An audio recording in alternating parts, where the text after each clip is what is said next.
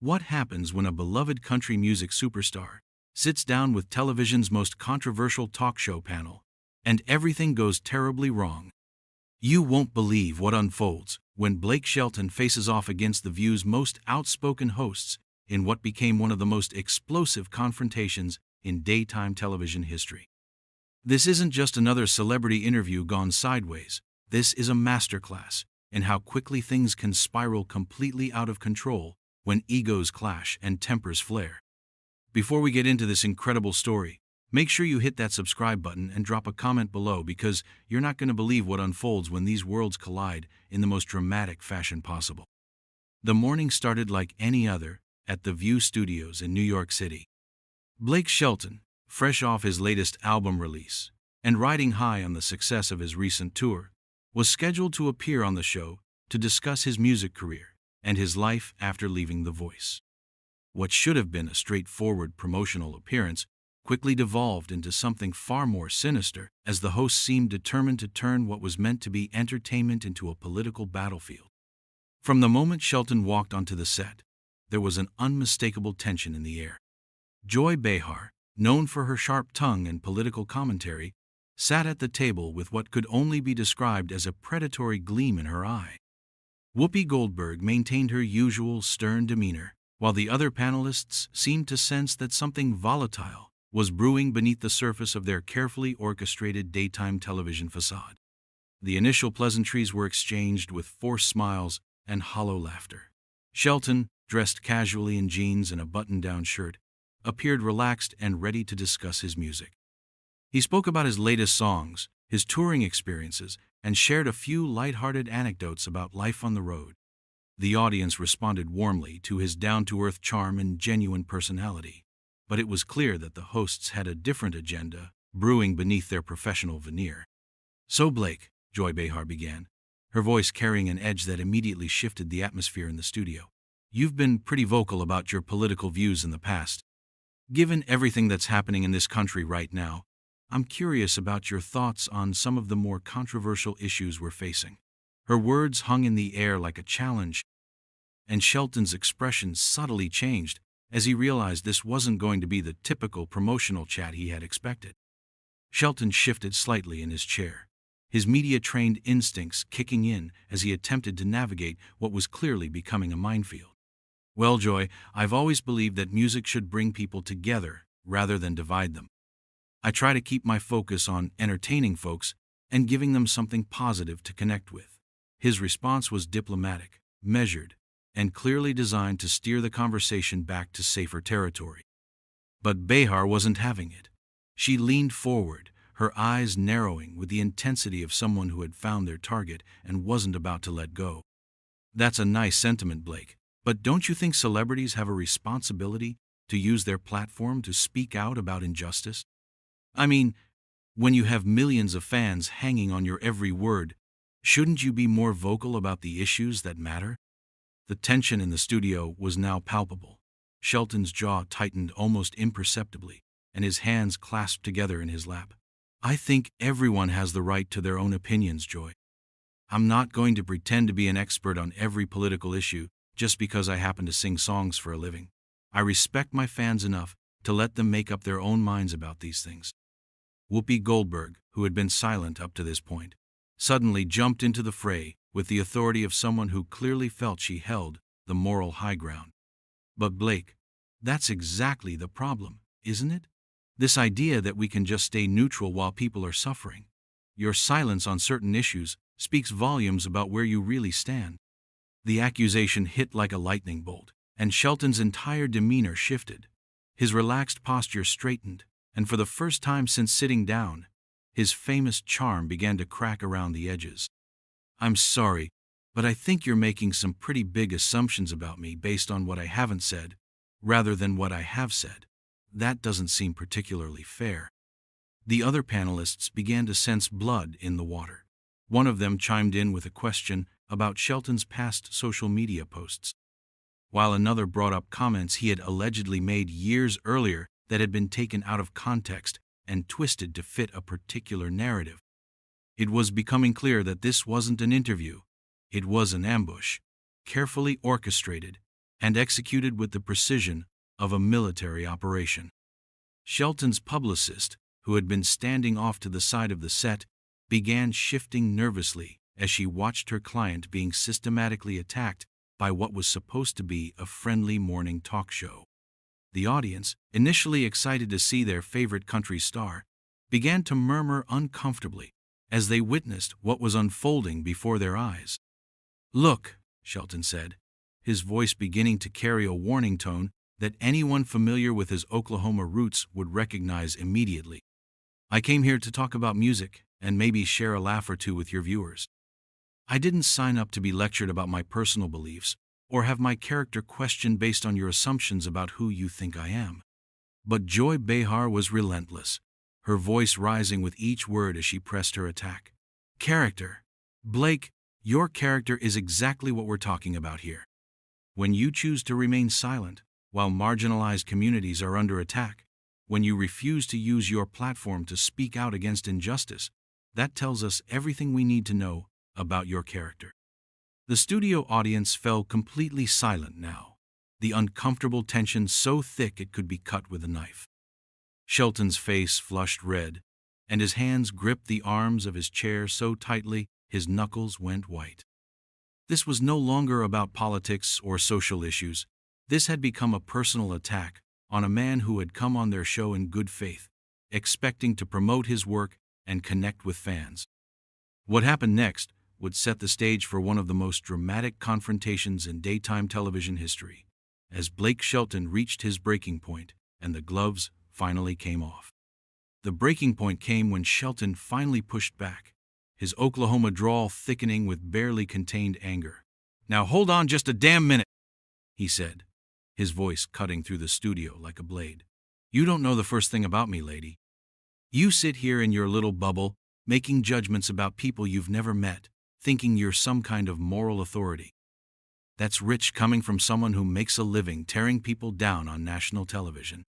Joy Behar's face went crimson, her liberal sensibilities apparently offended by the very suggestion that her motives might be questioned. "Excuse me? I'm holding you accountable, Blake. That's what journalists do. We ask the hard questions that your adoring fans won't ask." Her voice dripped with condescension as she leaned back in her chair with the smugness of someone who believed she had the moral high ground firmly secured. But Shelton wasn't backing down anymore. The facade of the polite, media-trained celebrity had completely evaporated, replaced by the authentic voice of a man who had been pushed too far. "Journalist, is that what you call this? Because from where I'm sitting, it looks more like a coordinated hit job.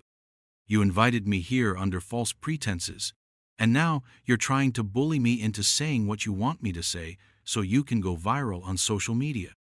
The accusation hit home, and the uncomfortable shifting among the panel members made it clear that Shelton had struck a nerve.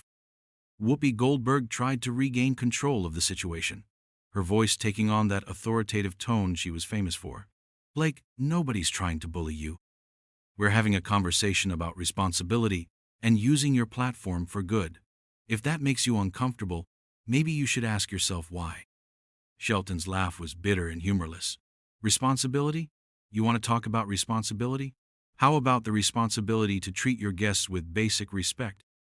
How about the responsibility to have an honest conversation instead of setting up some kind of political gotcha moment? You're lecturing me about using my platform while you're using yours to ambush people who don't share your worldview." The tension in the studio had reached a fever pitch. The audience sat in stunned silence, some looking genuinely uncomfortable, as they witnessed what was supposed to be light entertainment turn into something far more ugly and personal. The cameras continued rolling, capturing every moment of what was rapidly becoming a train wreck of epic proportions. Another panelist, sensing an opportunity to pile on, decided to join the attack.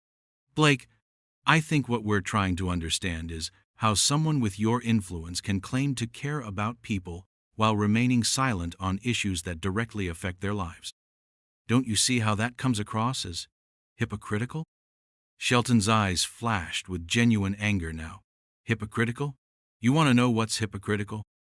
Sitting here pretending to care about people while you systematically try to destroy anyone who doesn't toe your political line. You talk about marginalized communities, but what about the millions of Americans in small towns and rural areas whose voices you completely ignore and dismiss? What about their struggles and their perspectives? The question hung in the air like a challenge, and the uncomfortable silence that followed spoke volumes about the panel's inability to acknowledge any viewpoint outside their own narrow worldview. Joy Behar recovered first, her voice now openly hostile. "Oh, so now we're playing the victim card?" Poor Blake Shelton, the multi-millionaire country star who's being oppressed by mean liberal women asking him tough questions. The mockery in her voice was unmistakable, and it was exactly the wrong approach to take with someone who was already feeling cornered and attacked. Shelton's face went stone cold, and when he spoke, his voice carried a quiet intensity that was somehow more threatening than any shout. "You know what, Joy? You just showed everybody exactly who you really are. This isn't about politics or social justice or any of the high-minded principles you claim to represent. This is about you feeling superior to people you consider beneath you." Whoopi tried once again to regain control, but her efforts only served to escalate the situation further. "Blake, I think you're being unfair. We're not attacking you personally. We're questioning your positions on important issues." But her words rang hollow after the obvious personal attacks and condescending tone that had characterized the entire exchange. Shelton shook his head in disgust. "Unfair, lady? You've been attacking me personally since the moment I sat down. You've questioned my character, my integrity, and my values based on nothing more than your own prejudices and assumptions. And now you have the nerve to claim this is some kind of legitimate journalistic inquiry?" The situation was spiraling completely out of control now, with both sides dug in and no sign of anyone backing down. The producers in the control room were undoubtedly having panic attacks as they watched their show descend into chaos, but the cameras kept rolling, capturing every uncomfortable moment for posterity. Another panelist made the mistake of trying to lecture Shelton about his privilege and his responsibility to be an ally, which only served to pour gasoline on an already raging fire. Shelton's response was swift and devastating. "Don't you dare lecture me about privilege while you sit there in your Manhattan studio, completely disconnected from the real world. You want to talk about responsibility? How about taking responsibility for the divisive rhetoric you spew every single day? How about taking responsibility for contributing to the very polarization you claim to be fighting against?" The accusation clearly stung, and Joy Behar's mask finally slipped completely as she abandoned any pretense of professionalism. "You know what your problem is, Blake? You can't handle being challenged. You're so used to having your ego stroked by your fans that you can't deal with anyone questioning your comfortable little worldview." It was a devastating personal attack, delivered with venom and designed to wound. But instead of backing down, Shelton leaned forward in his chair, his eyes locked on Behar's with laser-like intensity. "My problem, lady, my problem is that I trusted you people to have an honest conversation, and instead I walked into an ambush. My problem is that I gave you the benefit of the doubt when I should have known better." The confrontation had reached a point of no return, with both sides now openly hostile and any pretense of civility completely abandoned. What happened next would shock everyone in that studio and create a moment that would be replayed and analyzed for years to come. Joy Behar, perhaps emboldened by what she perceived as support from her co-hosts, decided to deliver what she clearly intended to be the killing blow. "You know what, Blake? Maybe the problem isn't that we're asking tough questions. Maybe the problem is that you just can't handle the fact that your time is up. Country music is changing. America is changing. And maybe there just isn't room for people with your outdated views anymore." The words hit the studio like a physical blow. The audience gasped audibly, and even some of the other panelists looked uncomfortable with how far Behar had pushed things. But she wasn't done yet. "Maybe it's time for you to step aside and let artists with more progressive values take center stage. Maybe your fans deserve better than someone who's stuck in the past." For a moment, the studio fell completely silent. Shelton sat perfectly still, his face a mask of controlled fury as he processed what had just been said to him on national television. The insult was so profound, so personal, and so completely unprofessional that even the seasoned television crew seemed stunned by the audacity of it. When Shelton finally spoke, his voice was deadly quiet, but every word carried the weight of absolute conviction. "You know what, Joy? You just proved everything I suspected about you and this entire show. You don't care about having real conversations. You don't care about understanding different perspectives. You just want to tear people down who don't fit into your narrow little world view." He paused, looking around the table at each of the hosts with undisguised contempt. "You talk about progress and change, but what you're really talking about is silencing anyone who doesn't think exactly like you do. You've turned what should be a platform for open dialogue into a weapon for attacking people whose only crime is being different from you." Whoopi Goldberg, sensing that things had gone too far even by their standards, tried to salvage the situation with damage control. "Blake, I think emotions are running high here. Maybe we can take a step back and—" But Shelton cut her off with a sharp gesture. "No, Whoopi, we're way past that point now. Your colleague here just told me on national television that there's no place for people like me in America anymore. She just told millions of viewers that my fans deserve better than me. So let's not pretend this is about emotions running high. This is about showing your true colors." The tension in the room was so thick it was suffocating. The audience sat in stunned silence, many of them clearly uncomfortable with what they were witnessing. This had gone far beyond entertainment, or even heated debate. This had become a character assassination attempt, playing out in real time. Joy Behar, rather than backing down or attempting to defuse the situation, doubled down on her attack. "Well, maybe if the shoe fits, Blake. Maybe if you're feeling attacked, it's because you know deep down that what I'm saying has some truth to it. Maybe it's time to examine why you're so defensive about your beliefs." That was the final straw. Shelton's composure, which had been hanging by a thread, finally snapped completely.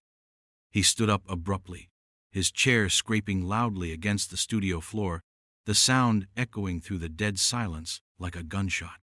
"That's it," he said, his voice now carrying the full force of his anger. "I'm done with this circus. I came here in good faith to talk about my music and connect with fans, and instead, I walked into a planned ambush by a group of bullies who think they're morally superior to everyone else." He began removing his microphone, his movements deliberate and controlled despite his obvious fury. "You want to know what's really outdated? It's this idea that you can treat people like garbage and then hide behind some noble cause to justify your behavior. It's this notion that disagreeing with you makes someone a bad person who deserves to be publicly humiliated." The host sat in stunned silence as Shelton continued his devastating critique. "You talk about values and responsibility, but where are your values when it comes to treating your guests with basic human decency? Where's your responsibility to have honest, respectful conversations instead of orchestrating hit jobs?" As he tossed his microphone onto the table, the sound reverberated through the studio like a declaration of war. "You know what the real tragedy is here? You had an opportunity to bridge divides, to actually bring people together through genuine dialogue. Instead, you chose to use your platform to bully and attack someone who came here with an open heart." Joy Behar, perhaps realizing that she had pushed things too far, attempted a weak response. "Blake, if you can't handle—" "No," Shelton interrupted, his voice cutting through her words like steel. "You don't get to spin this. You don't get to make this about me not being able to handle criticism. This is about you showing the entire country exactly who you really are underneath all the righteous rhetoric." He looked directly into the camera, speaking now to the viewers at home rather than the hostile panel surrounding him. "Folks, what you just witnessed here is everything that's wrong with our national conversation right now. These people invited me here not to have a discussion, but to try to destroy me for the crime of thinking differently than they do." The power of the moment was undeniable. Here was a man who had been systematically attacked and degraded, turning the tables and exposing the toxic behavior of his attackers with calm, devastating precision. The hosts, who had seemed so confident and righteous in their assault, now appeared small and petty in comparison. "The really sad part," Shelton continued, his voice now carrying a note of genuine disappointment, is that there are real issues facing this country that deserve serious discussion. But instead of having those conversations, you'd rather score cheap political points by tearing down anyone who doesn't conform to your worldview. As he began to walk away from the table, the full impact of what had just happened began to sink in. This wasn't just a celebrity having a bad interview. This was a powerful moment of pushback against the culture of attack journalism that had become so prevalent in modern media. "You know what's not outdated," Shelton said, turning back for one final shot. "Treating people with respect, having honest conversations, building bridges instead of burning them. Those values will never go out of style, no matter how hard you try to shame people for holding them." With that, Blake Shelton walked off the set of The View, leaving behind a panel of stunned hosts, a shocked studio audience, and a moment of television that would be talked about and analyzed for years to come. The man who had entered the studio as a guest promoting his music left as someone who had struck a blow for dignity and respectful discourse in an increasingly hostile media landscape. The silence he left in his wake spoke louder than any words could have about the profound impact of what had just transpired in that New York studio.